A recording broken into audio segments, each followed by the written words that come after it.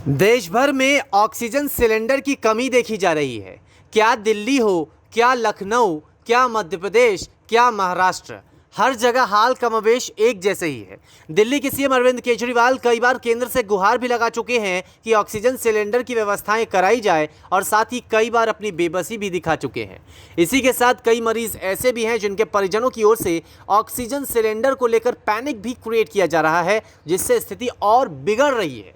उधर सवाल यह भी उठ रहा है कि आखिर किसी मरीज को ऑक्सीजन सिलेंडर की जरूरत कब पड़ती है, क्योंकि यह भी देखा गया है कि कुछ लोग घबराहट में अस्पताल पहुंच जाते हैं। लिहाजा इसे लेकर एम्स के डायरेक्टर रणदीप गुलेरिया की ओर से जानकारी साझा की गई है। ऑक्सीजन एक बहुत इंपॉर्टेंट ट्रीटमेंट स्ट्रैटेजी है कोविड-19 के लिए, लेकिन उसका मिसयूज जो है वो भी एक बहुत इंपॉर्टेंट फैक्टर है। अगर हम ऑक्सीजन सैचुरेशन की बात करें, जो हम सब लोग रेगुलरली अब देख रहे हैं, पल्स ऑक्सीमीटर लगा के जो एक छोटा सा डिवाइस हम अपने उंगली पे लगाते हैं, तो उससे हम ये देखते हैं कि अगर हमारी सैचुरेशन 94, 95, 96 है या उससे ज़्यादा है, तो उसका ये मतलब है कि अब हमारे बॉडी में, शरीर में ऑक्सीजन की जो ब्लड में ऑक्सीजन है वो सफिशिएंट है और इससे हमें घबराना नहीं चाहिए। हमारे सब टिश्यूज़ को, चाहे हम ब्रेन की बात करें, किडनी की बात करें, लिवर की बात करें या और किसी ऑर्गन की बात करें, enough oxygen is reaching these organs. इसलिए ये ज़रूरी नहीं है कि अगर आपकी ऑक्सीजन सैचुरेशन 94, 95 है तो आप ऑक्सीजन लगा के उसको 98, 99 करें। वो एक ऑक्सीजन का मिसयूज़ है। तो ये समझना बहुत ज़रूरी है कि हम ऑक्सीजन का मिसयूज़ ना करें, क्योंकि वही ऑक्सीजन उस व्यक्ति के काम आ सकती है जिसकी ऑक्सीजन सैचुरेशन 90 से कम हो या 80s में हो।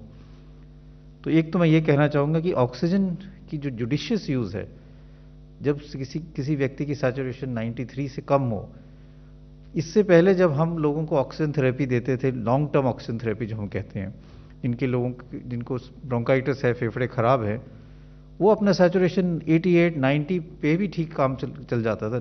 92 पे भी उनको ऑक्सीजन कॉन्सेंट्रेटर के साथ काम चल जाता था और ठीक रहते थे। मतलब 95-96 रीडिंग के दौरान ऑक्सीजन पर मरीज को लगाने की कोई जरूरत नहीं होती। हाँ, कुछ पैमाने हैं, उसे भी ध्यान में रखना जरूरी है। सब तरह से पूरी कोशिश करके ऑक्सीजन की सप्लाई और डिस्ट्रीब्यूशन को ठीक करने के लिए एफर्ट किए गए हैं। उसमें और भी तेज़ गति लाई जाएगी और इसका नतीजा भी दिखना शुरू हो गया है और भी आगे आगे दिखेगा।